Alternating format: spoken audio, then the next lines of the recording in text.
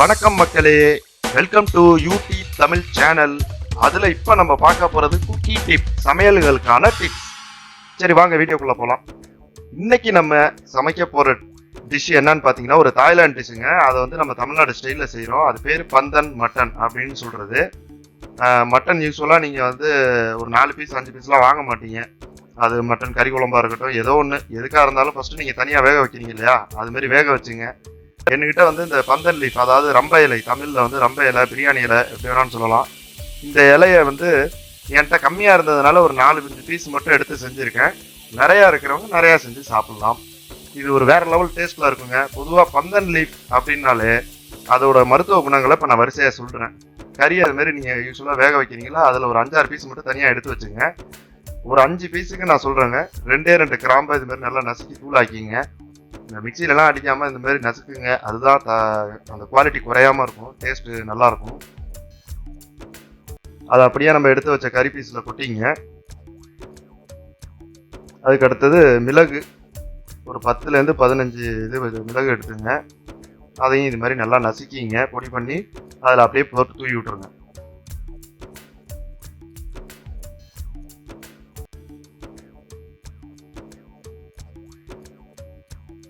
போட்டாச்சா? மிளகாத்தூள், தனி மிளகாத்தூளுங்க, அது ஒரு ஸ்பூன் போட்டுங்க. மல்லித்தூள் சும்மா கொஞ்சோண்டு போட்டுங்க, ஃப்ளேவருக்கு தான். மஞ்சத்தூள் வழக்கம் போல். இது அன்னாசி பூ ஒன்றே எடுத்து அதை நல்லா நசுக்கி அதையும் தூக்கி போட்டுருங்க. மராட்டி மூக்கு, அது வந்து ஒரு சின்ன பீஸ் எடுத்துருங்க.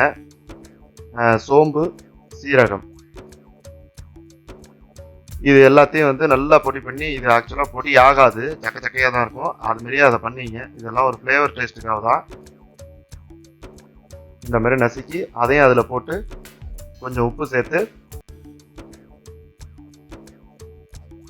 தண்ணியை ஊற்றி நல்லா கலக்கி வச்சுங்க. இந்த சிக்கன் 65க்கு நீங்கள் மசாலா மிக்ஸ் பண்ணுவீங்களா, அது மாதிரி தான், அதுமாரி கலக்கி வச்சுங்க.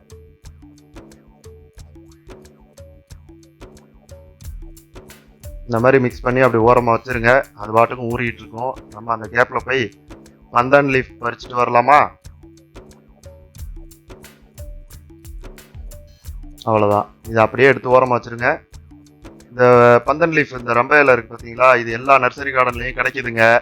எல்லோரும் வாங்கி வீட்டில் வச்சு வளங்க. இதெல்லாம் ரொம்ப ரொம்ப நிறைய ஹெல்த் டிப்ஸ் நிறையா உள்ளது. நான் அதை ஒன்று ஒன்றா சொல்கிறேன். பொதுவாக வந்து தரையில் இருக்கிற பந்தன் லீஃப் வந்து 2 அடி 1.5 அடி வரைக்கும் நீட்டமாக வளருங்க. என்கிட்ட இருக்கிறது 1.5 அடி கம்மியாக தான் இருக்குது. இருந்தாலும் இதை வச்சு செய்யலாம் அப்படின்னு சொல்லிட்டு தான் செஞ்சுருக்கேன். இது தரையில் வச்சிங்கன்னா நல்லா பெருசாகவே வரும். இதோட நற்குணங்கள் என்னன்னு கேட்டிங்கன்னா, நரம்பு வீக்கம்லாம் சொல்லுவோம்ல, அதுக்கு ரொம்ப நல்லது. தலையில் முடி உதிர்தல், முடி கொட்டுதலுக்கு வந்து நீங்கள் இதை அரைச்சி டைரெக்டாக தலையில் தேய்ச்சி குளிக்கலாம், அதுக்கு நல்லது. உடம்பில் சோர்வை போக்கக்கூடியது, உடம்புக்கு சுறுசுறுப்பு தரும். எல்லாத்துக்கும் மேலே முக்கியமான மேட்ரு, பொதுவாக எல்லா பிரியாணி, பாய் பிரியாணிலலாம் பார்த்தீங்கன்னா இந்த இலை இல்லாமல் இருக்காது. அதுக்கு என்ன காரணம்னு கேட்டிங்கன்னா, இந்த இலை போட்டிங்கன்னா கறியை வந்து நல்லா சாஃப்டாக வேக வச்சுருங்க, டேஸ்ட்டு தூக்கலாக இருக்கும். அதுக்காக தான் இது போடுறது. இதை நம்ம இந்த டிஷ்ஷு செய்கிறதுக்கு இதை வந்து கழுவாதீங்க தயவுசெய்து. கழுவுனீங்கன்னா எண்ணெயில் போடும்போது வெடிக்கும். அதனால வந்து இதை ஒரு நல்ல துணியை வச்சு தொடச்சி நீட்டாக எடுத்துங்க. சரி, இதில் எப்படி கறியை பேக் பண்ணுறதுங்கிறத பார்க்கலாம். இந்த மாதிரி மடிச்சுங்க. இந்த மாதிரி மடிச்சிங்கன்னா தொப்பி மாரி வரும், கொப்பி.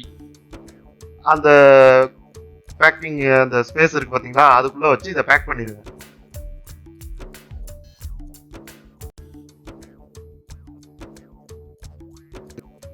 இதை பேக் பண்ணுறது ரொம்ப கஷ்டம்லாம் கிடையாதுங்க. இந்த வீடியோவில் போட்டிருக்க மாதிரி தான் பேக் பண்ணணும்லாம் கிடையாது. நீங்கள் எப்படி வேணாலும் பண்ணிக்கலாம், உங்கள் வசதிக்கு ஏற்ப. அதை நமக்கு வந்து என்னென்னா, கறி பீஸு ஃபுல்லாகவே அந்த இலையில பேக் ஆகிருக்கணும், அதுதாங்க மெயின். அது நீங்கள் எப்படி வேணாலும் பண்ணீங்க. உங்கள்கிட்ட டூத்பிக் ஸ்டிக் இருந்ததுன்னா அதை கூட வச்சு இதில் குத்தி ஊனி வச்சுக்கலாம், அது மாதிரியும் பண்ணலாம். இந்த மாதிரி நாளாக மடித்து அப்படியே ஓட்டை போட்டு பொட்டலம் மாதிரி கட்டிடுங்க. அவ்வளோதான். இது கொஞ்சம் கஷ்டம்தாங்க, ஆனால் செஞ்சு சாப்பிட்டு பாருங்கள், வேறு லெவலில் இருக்கும். நான் இதுக்கு வந்து ஒரு கேரண்டி தரேங்க. இதை நீங்கள் செஞ்சு சாப்பிடும்போது கண்டிப்பாக ஒரு பிரியாணியோட டேஸ்ட்டை வந்து நீங்கள் நிச்சயமாக சாப்பிடும்போது ஃபீல் பண்ணுவீங்க. அதுவும் குவாலிட்டியான ஒரு பிரியாணியில் எப்படி ஒரு ஃப்ளேவர் டேஸ்ட் இருக்கும், அந்த டேஸ்ட் இதில் வரும், நிச்சயமாக வரும். சூப்பராக இருக்குங்க. செஞ்சு சாப்பிட்டு பாருங்கள். 2 நாளைக்கு வீடே மனம், இந்த ஸ்மெல்லு வந்து அப்படி அடிக்குங்க 2 நாளைக்கு வீட்டில். இதெல்லாம் வரல, நீ சொன்ன மாதிரி ஸ்மெல்லு இல்லை அப்படின்னா அடுத்த வீடியோ போடும்போது கமெண்ட்ஸில் கண்டிப்பாக நீங்கள் என்னை திட்டலாம். இது ஒரே ஒரு கிளிப்பிங்கில் நீங்கள் பார்க்க முடியாது, அதான் ஒரு 2-3 இது மடிக்கிறத நான் காமிச்சிருக்கேன். அது உங்கள் வசதிக்கு எப்படி மடிக்கலாம் அப்படிங்கிறத நீங்கள் பார்த்து நீங்களே செஞ்சுங்க. நமக்கு தேவை அந்த கறி பீஸ் வந்து ஃபுல்லாக வந்து அந்த இலையில பேக் ஆகிருக்கணும், அவ்வளோதான். அது நீங்கள் எப்படி வேணாலும் முடிச்சு போட்டுக்கலாம், எப்படி வேணாலும் வச்சுக்கலாம்.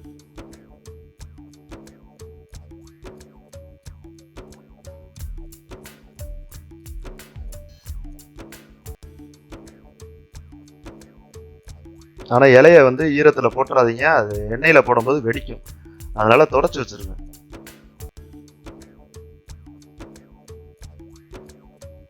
நல்லா அந்த சீரக சம்பா அரிசியில் செஞ்ச பிரியாணி இருக்குது பார்த்தீங்களா, அந்த ஃப்ளேவர் வந்து சூப்பராக வருங்க இதில். அதுதான் இதில் உள்ள மேஜிக் ட்ரிக்கு. அது எப்படின்லாம் எனக்கு தெரியாது, டேஸ்ட் அப்படி தான் இருக்கும்.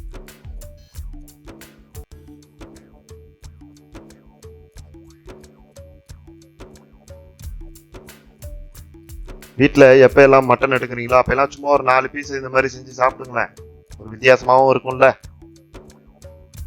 அதுக்கப்புறம் ஒரு பேன் எடுத்துங்க, அதில் நல்லெண்ணெய்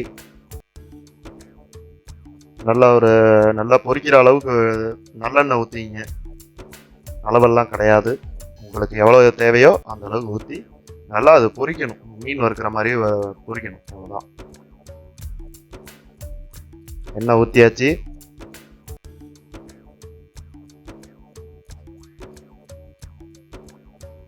எண்ணெய் நல்லா காஞ்சோன்னே பட்டை இருக்குது பார்த்தீங்களா, சிலோன் பட்டை, அதில் சும்மா கொஞ்சோண்டு எடுத்து 2ஆ உடச்சி அப்படியே போட்டுருங்க. அது பாட்டுக்கு ஒரு ஓரத்தில் கிடக்கட்டும், அவ்வளோதான்.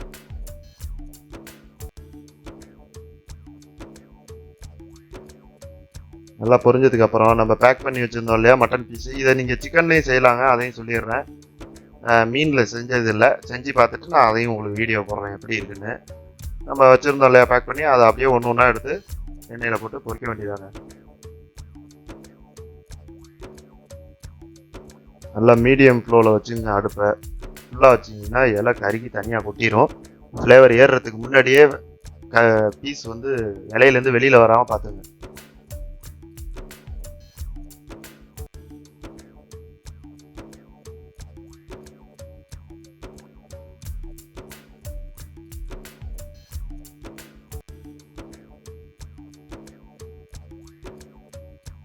இதை செஞ்சு உங்கள் வீட்டில் இருக்கிற குழந்தைகளுக்கு கொடுத்து பாருங்கள். அதுக்கப்புறம் அவங்களே அதை கேட்பாங்க, எனக்கு அதை செஞ்சு கொடுங்கன்னு. அந்த அளவுக்கு சரியான டேஸ்ட்டுங்க. நீங்கள் தான் யூஸ்வலாக போடுற எந்த வீடியோ போட்டாலும் பெருசாக பார்க்க மாட்டேறீங்க, வியூஸே வர மாட்டேங்குது. அதான் வித்தியாசமாக இப்படி இறங்கிட்டேன். நல்லா இருக்குது, செஞ்சு சாப்பிட்டு பார்த்துட்டு கமெண்ட்டில் சொல்லுங்கள். அவ்வளோதாங்க, பொரிச்சாச்சு. நல்லா வறுன்னு கருன்னுலாம் வறுத்துடாதீங்க, இதுதாங்க டைமிங்கு, பார்த்துங்க. இந்த அளவுக்கு இருந்தால் போதும். ரெடி ஆகிடுச்சு பார்த்தீங்களா. இதுதான் பந்தன் லீஃப் மட்டன் கறி. இது அப்படியெல்லாம் சாப்பிடக்கூடாதுங்க, இதில் உள்ள கறியை மட்டும் தனியாக எடுக்கணும். பாருங்கள், 65 மாதிரி தான் இருக்கும் பார்க்கறதுக்கு, ஆனால் டேஸ்ட் வந்து 65க்கும் இதுக்கும் சம்மந்தமே இருக்காது. இது வேறு லெவல் டேஸ்ட்டில் இருக்கும், சூப்பராக இருக்குங்க. இந்த மாதிரி ஒன்று ஒன்றே எடுத்துருங்க. ரொம்ப ஈஸி தாங்க, அது சும்மா ஒரு 5 நிமிஷம் வேலை தான். அந்த பேக் பண்ணுறது, அந்த மடிக்கணும்ல, அது மட்டும்தான் வேலை, மற்றதெல்லாம் பெரிய மேட்டரே இல்லை.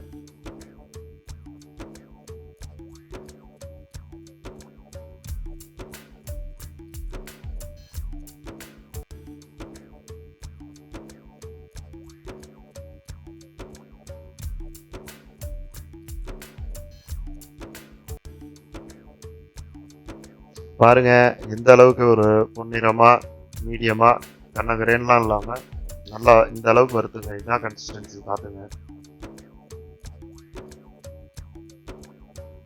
பாருங்க எப்படி வந்திருக்கு பாருங்க, அந்த சீரகம்லாம் அப்படி ஒட்டி அதோட டேஸ்ட்டே வேறங்க. அதோட சாப்பிட்டீங்கன்னா, அந்த ஃப்ளேவரோட சாப்பிட்டீங்கன்னா செம்ம டேஸ்ட்டாக இருக்குங்க.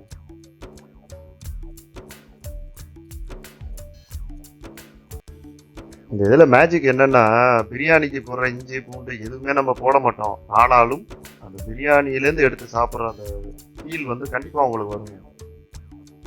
இது வந்து ஒரு தாய்லாந்து டிஷ்ஷு. ஆக்சுவலாக வந்து தாய்லாண்டில் வந்து இதை வந்து சிக்கனில் செய்வாங்க, இவ்வளோ மசாலா போட மாட்டாங்க. நம்ம ஊர் ஸ்டைலில் இதை செஞ்சு பார்க்கலாம் அப்படின்னு சொல்லிட்டு ஒரு ட்ரை பண்ணேன். வேறு லெவல் டேஸ்ட்டுங்க. நீங்களும் வீட்டில் ட்ரை பண்ணி பாருங்கள், சூப்பராக இருக்கும். அவ்வளோதாங்க, முடிஞ்சுது. இதுக்கு ஒரு எலுமிச்சை பழத்தை புழிஞ்சு சாப்பிட்லாம். கொஞ்சம் மயோனஸ் வச்சுக்கிட்டிங்கன்னா தொட்டு சாப்பிட்டீங்கன்னா இன்னும் தரமாக இருக்கும். சரி, அப்படியே சேனலில் கொஞ்சம் சப்ஸ்கிரைப் பண்ணிடுங்க, லைக் பண்ணுங்க, ஷேர் பண்ணுங்க, கமெண்ட் பண்ணுங்க. முடிஞ்ச அளவுக்கு ஓட விடாம பாருங்க, ஸ்கிப் பண்ணாம பாருங்க. அவ்வளவுதாங்க. நெக்ஸ்ட் இது மாதிரி ஒரு வித்தியாசமான முயற்சியில ஒரு வித்தியாசமான டிஷ்ஷோட அடுத்த வீடியோல உங்களை வந்து பார்க்குறேன். அது வரைக்கும் டாட்டா பாபா, see you.